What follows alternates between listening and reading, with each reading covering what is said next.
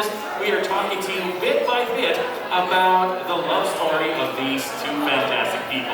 Now, to tell us more about that and with her very special wish to her daughter, ladies and gentlemen, let's welcome to the stage Leslie's mom, Madame Carmela Rubble.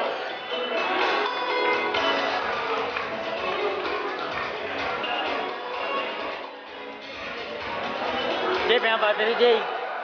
Hello everyone. Ha? May battery. Good evening everyone.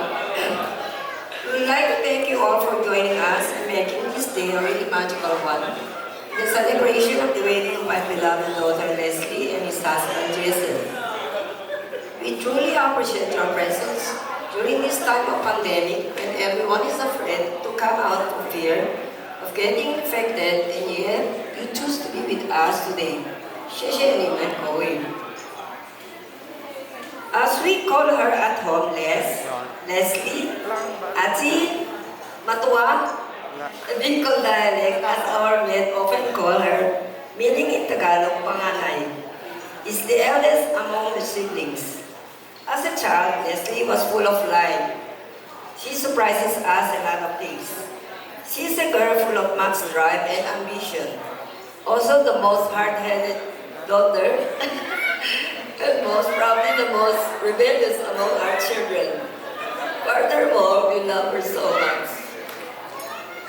And after graduation, she worked at the Generali Philippines as sales for 1.5 years. And after that, she applied for scholarship and she asked my blessing to allow her to study in Beijing. At first, as a mom, I was so hesitant to let her go, telling her, who's gonna take care of you when you're sick? Who's gonna cook your meal? And who's gonna do your laundry? But no one could ever change her mind. She has a strong personality. She wants something, she makes sure she gets it. She survived in Beijing, balancing everything for studies, work, and even gimmicks. She didn't want me to spend even a single centavo during her stay in Beijing. And then I realized my baby is now a strong, independent woman. As I recall, when Leslie was still in Beijing, she was worried all the time because she didn't even enough money to pay for the 5 months deposit for her dormitory where she was staying in. But she was able to pay them and pay them in installment scheme basis. I was so proud of her, even today. God has been so good to her. He provided Leslie with something when he knew you didn't have anything financially. She wasn't like most students who have enough money to dine out, to party, to travel to different parts of China. And if they run out of cash, they will ask their parents to swipe their plastic cards. Leslie wasn't like that. She had to work to pay off her daily expenses. Living on her own has taught her some life's important lessons. The value of discipline, hard work, resourcefulness, lastly, time and money management. Page 2. And during her stay in Beijing, every Sunday, she had to clean her room and CR, do the laundry. Nevertheless, she felt so much joy and fulfillment and never heard her complaints. I then realized that everyone has different personality and level of happiness. After her stay in Beijing, she went to Shanghai for internship in Electrolux for 6 years, right back. Another opportunity came. She went to Sydney to apply for the same company for a logistic position. Luckily, she was able to get the job without spending anything.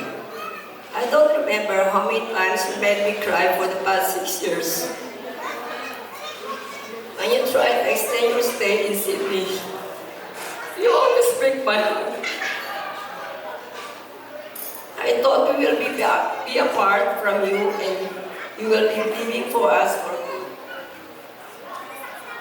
Well, July 2018, after we celebrate Leslie's birthday in Shangri-La, that night she had to meet with her old friends to introduce introduced her to a guy which is Jason.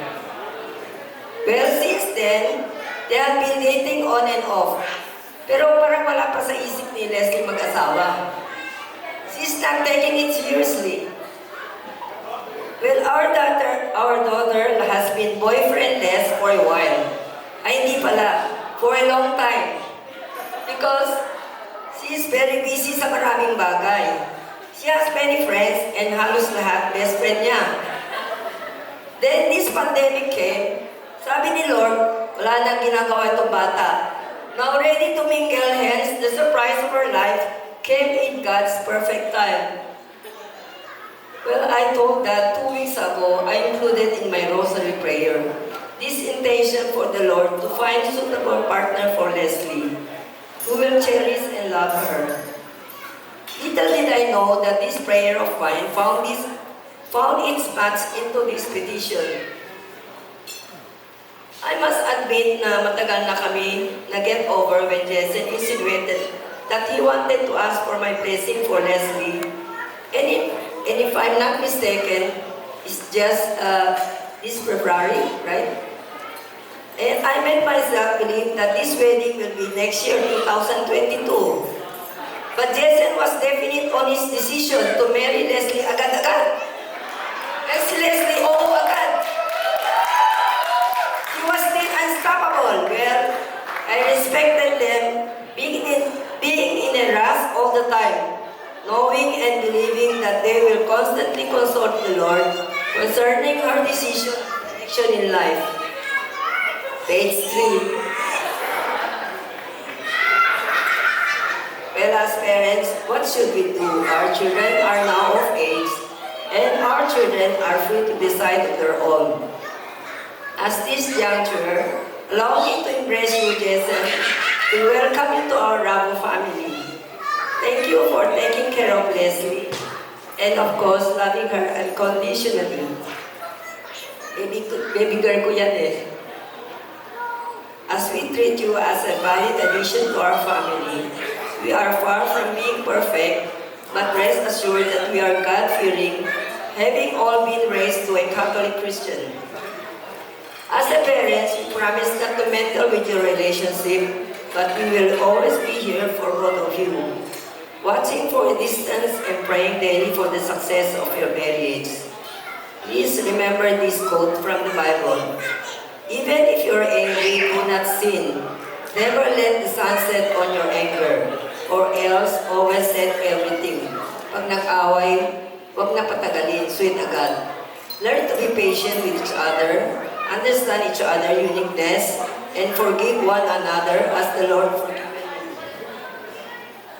To my first baby girl, I'm setting you free, handing you over to your husband, Jason. Always remember that you will always be my first baby girl. Me and your dad love you so much. Have a happy life. Explore the world together. Of course, kapag wala na COVID. As what we have did when you are young. Love your husband, Jason, and I'm looking forward for a happy married life. We love you both. Congratulations and best wishes.